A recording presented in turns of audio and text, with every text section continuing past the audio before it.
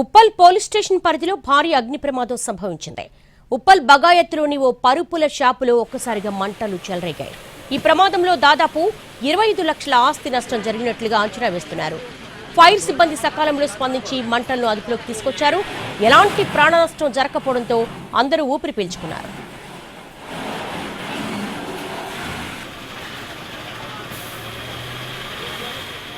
Uppal police station పరిధిలో భారీ అగ్ని ప్రమాదానికి సంబంధించిన దృశ్యాలు ఎన్టీవీ ఎక్స్క్లూజివ్లో చూస్తున్నాము.